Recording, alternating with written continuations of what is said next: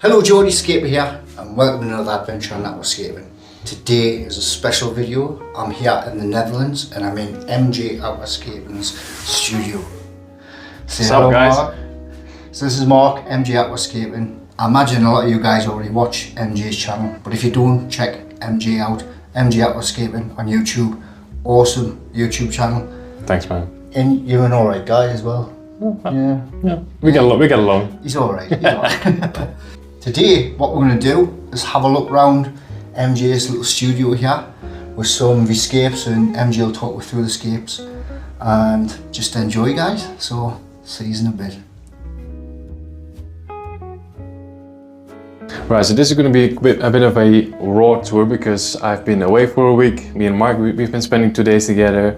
So the tanks are not in the best state, but it is what it is. I'm just going to show you guys a real version of the gallery. And that is real life though, isn't it? So exactly. But they're still looking good. I mean, for the sake of a week, I see you've been busy. Yeah, they look alright. Cool. So this is the first one. First one, just a little beta tank. This is an ADA Mini M. No, it's actually not ADA, it's just a Mini M. With my little beta in here. This one has actually been rescaped, I would say 2 weeks ago, so still very new. Has your beta got a name? Nah. No, just Mr. Beta. Hello, Mr. Beta. Nice little scape though. Cool. It's nice.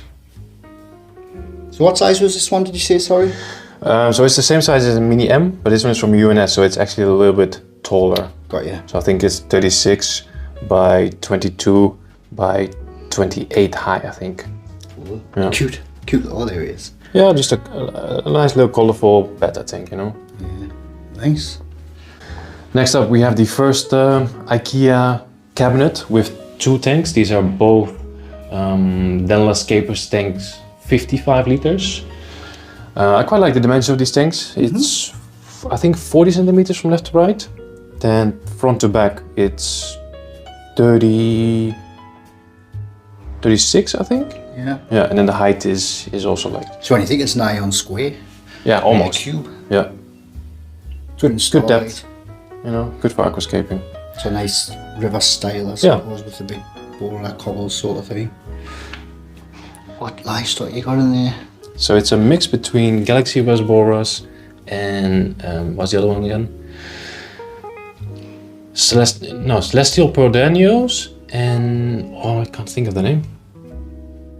Galaxy Rasboras, I thought they were the same thing. Celestial Pearl Daniels and... That's the same thing, but then there's one more. Yeah. The Emerald Rasboras. Oh right, got you. Yeah, that's the one. I've just seen one as well. Yeah. Got some crystal red shrimp in there. There's also your little, what they're called again, the little... Borneo suckers. Yeah. Yeah, very cool. A bit out of focus there. Sorry there, we're a bit out of focus. Sometimes it's tricky with some of the tanks. Yeah. The next one is still quite a new setup. So Mark, don't get too close because this one has quite a lot of algae, but basically just a classic nature style, rocks and wood, stems in the background, and then ferns on the... So glossal carpet, yeah. Glossal carpet. Nice. Yeah, and this one has the blue-eyed Pascal rainbows. I was just going to see, those fish are gorgeous. There's some pygmy gouramis in there as well. Nice. I'll just step back there, both tanks. That's how they look on the stand. Very nice. Then the next one is a cube. It's actually a 35 centimeter cube. And this one has been up and running for a while. This one was actually inspired by a tank that I saw in the ADA gallery. Oh, brilliant. Very very natural style with echinodoras and a lot of tape-shaped plants. Was it the one that you were inspired by, was that a similar size or was it done like a lot? No, it was actually a 60p. Yeah. Yeah. Nice. And this one has a very rare tetra. I don't know if you can get a close-up of them. I didn't just see that there. They're called hummingbird tetras. Wow. Hey, they are little beautiful. No, Cool, they're little beauties. Yeah, and then just some raspberry, chili like raspberry. chilies and phoenix rasboras, I think. Yeah. Nice. Do you know, I really like the echinodoras in there actually. Nice. Yeah, I don't usually use echinodoras because they're quite big plants. I never used to use them. I'm getting more and more into them, to Yeah. be honest. But proves they can look nice in a smaller tank as well. Nice. So you got some of these floating plants today. Excellent. Next one. Next up, we have my rotating vase. Put it on. Rotate. Yeah. Hey. Thought that would be pretty cool. It is cool. So it's actually no filter. I used to have a small USB pump in there as well, just for some water movement. But right now it's. I never realised there was no filler. This one. Yeah. Right now it's just a light. Pretty cool. It's not in the best state anymore. This one is. I'm gonna take this one down soon. I suppose it is a bit more difficult when there's no filler though as well. Yeah, yeah. Yeah, you can just see on the substrate, like, you get a bit of a build-up of just waste organics, you know? Yeah. And over time, that just leads to poor plant growth and some algae as well. It's still impressive though, obviously. It's hard enough for that. Some people agree with it, some disagree. But if it's heavily planted, and you keep up with your water changes, Yeah, yeah. this is the result you get. Excellent. And this one, I think this is the one I've been looking at most, just because it's different for me, because I've never seen many like reef tanks and saltwater tanks, and obviously you can't go wrong with clownfish. Little beauties, aren't they? It's cool, right? Yeah, very cool. I mean, they're... it's of course for a reason that they're the most popular saltwater fish for beginners, and... Yeah, I have to say I'm really enjoying this setup. How long's this one been going? Coming up to a year. Well, I would say 10 months at the moment. yeah. It's great. Do you know what's nice when you say it in contrast with the scapes next to it? Three totally different looks and styles. And I try to keep the light a little bit more neutral, so it doesn't. You know, sometimes those reef tanks have like really blue light. Yeah. I don't really like that myself. I must admit, I used to keep Malawi cichlids and I had the blue light. It's nice how it's natural though. Looks cool. But these are my little friends. I love them. Excellent. So this is Mark's workspace, which it's ideal, cozy. So this is where you get productive, yeah? This is where all the magic happens, yeah? Yeah. All the countless hours of editing.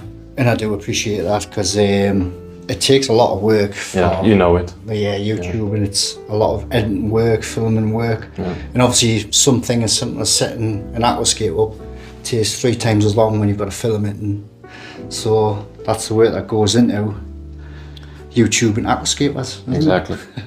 You've got a little desk set up. I was just coming close to your little desk set up there. This one is starting to look pretty good. Even with the hang on CO2. Yeah. You know, when I went to Japan, like ADA just came out with this new product. It's called a mini set 150 or something. Oh yeah, yeah. It's kind of the same size tank. Comes with CO2 as well and everything, but it's expensive. Is it? Yeah. Like here in Europe, it's like 500 euros for the set. So I thought, let me just try something similar. Do a little. I'll do my version of it. I'll do my own version, you know. It's cool. It looks great on your desk as well. Yeah, I like the. It's actually a terrarium light. Yeah. With a little on-off. It's doing the trick though with the plants, isn't it? Yeah. Does it right. Yeah, it's really nice that. Excellent. So next one along. Yep. Got a little cozy area here. If I come back, this is my seat. But we've got a shallow river style, yeah. Yeah, this is actually kind of just a tank that I not so much made for content, but just for my own enjoyment. Yeah, yeah. Because before aquascaping, I used to keep dwarf cichlids. Mm-hmm. And my dad is also into it, and he recently had some of these. What are they called again? I don't know I know that the Dutch word for it. The English word is shell dwellers. Oh, shell dwellers. Shell dwellers. Shell dwellers, yeah. Like Tanganyika. Yeah, Tanganyika cichlids. Nice. So he gave me a group of his babies, his offspring from his group. So I've been growing them out in here. Try and get a close up of them. So these are the cute little fish, or the shell dwellers. I'll just quickly give them some food so they come out. Yeah, excellent.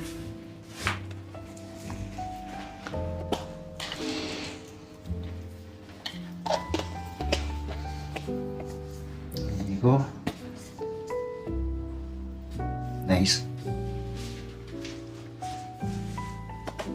kept Malawi cichlids in the past, but I've never had like Tanganyikans. But I've seen some awesome Tanganyikan setups, to be honest. It's one of them things though, when you've got one, you want heavily planted. If you've got heavily planted, you fancy something different. Yeah. That's why you end up with multiple tank syndrome. You want more and more tanks, different styles. You know what it is with aquascaping? Like a lot of the fish that we use in these tanks are beautiful fish, but they don't really have like interesting behavior. Yeah. And with these cichlids, like it's so fun to watch, to see how they breed and how they protect the babies and stuff like that. It's completely different. I think that's what I was like with the Malawis as well. I mean, they have got loads of character and aggressive though. Aggressive, but plenty of character. So that's what you do miss, I suppose. So this one here, I've never seen anything like this before, in all honesty. So. Yeah, this is a very Cool. a very new setup as well. Yeah. It's very similar to the other reef tank in terms of the setup, Yeah. but this one is no filter. So basically the only equipment is the light and a little wave maker. See, that's fascinating then. So See, you experiment a lot more than me. I'm frightened now. yeah, this is indeed, it's a bit of an experiment as well. Yeah. Because I'm trying to find a nice balance where the macroalgae takes up most of the excess nutrients, so you don't get any issues with algae growth, with the bad algae, you know? Like macroalgae is good algae, but you can also get bad algae, like the ones we don't want. That's how you learn, I suppose, with the experiment and that sort of thing, but I never do it. I think I'm just set. I know my ways and what I can do and can't do. I should really try more new things. But yeah, it's fascinating. Cool, right? Yeah. So next one. I For think the next one, I actually have to show you a book. so. This is your more traditional nature aquarium style, isn't it? Yeah. I think this is my personal favourite. It's quite a new setup as well, but this one is starting to look really good. Very, No, it looks very, lovely. very colorful. Really nice. So this one was actually inspired by a little book from 88 that I just got. Yeah, yeah. I've got that book at home. Yeah. Yeah, it's a cool little book. Some lovely little scapes in there. This was kind of Excellent, yeah. like it's not exactly the same, I know what you mean. but you can kind of see the relation between the two. I Definitely. think. I'll just get that. Yeah, that looks good.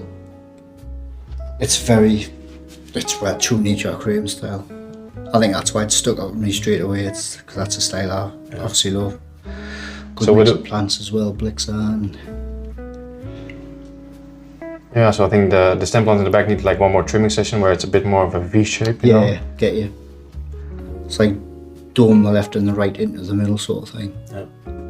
Nice mix of fish as well. Ember tetras, my personal favourite. Yeah, I love them. Green neons, they're always a nice mix. I think I've had them loads. Green neons with the Ember tetra. So them Kibutai as well. Yeah, Kubutai, Rasboras, Yes, and there's nice. also a couple of emerald.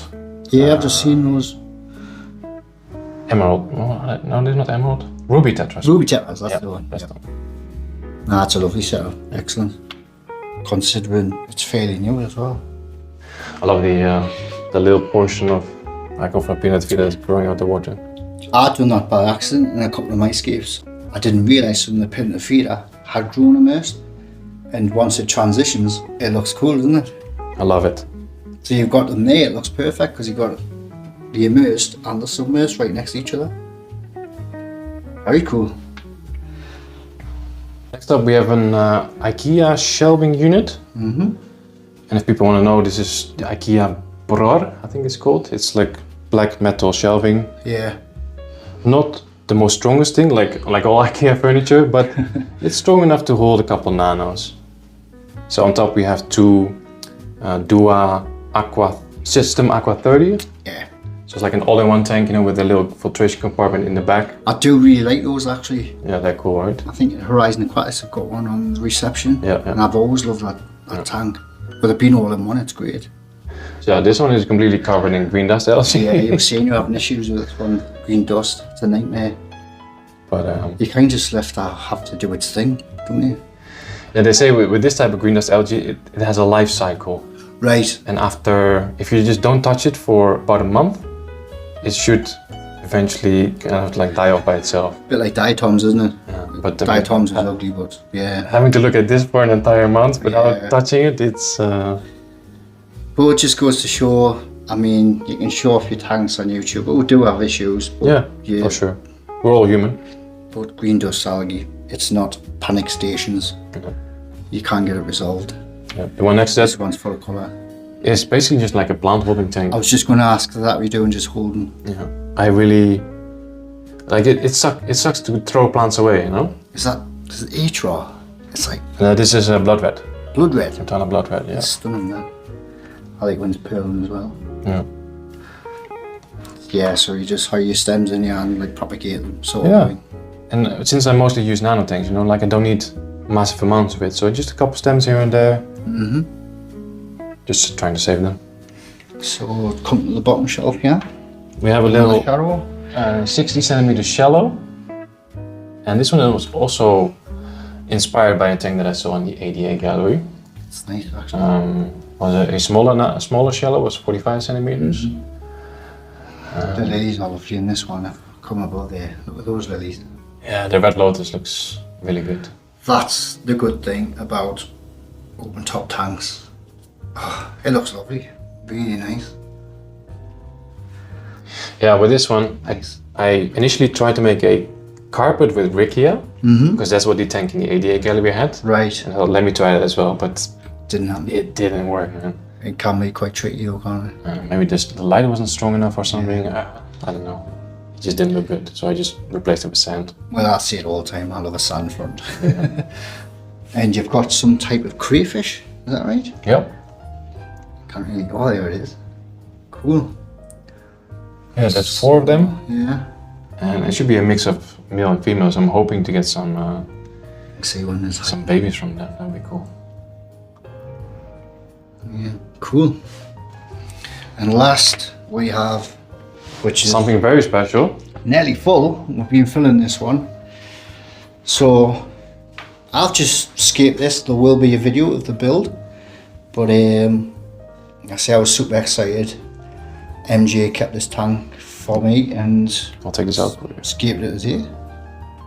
Yeah, man, you did amazing. It was just really fun to skip together. I really enjoyed the day, like you say, because we were talking before, and YouTube can be quite a lonely job because you're talking to a camera, you're looking after your tanks by yourself, you're doing your video editing by yourself. So collaborating and working with someone's been great, and I've thoroughly enjoyed it. And this is why I created the day.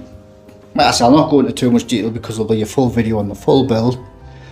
But yeah, awesome. So nature aquarium style, predominantly green plants with grass plants and tape-like plants. So no stems in this one.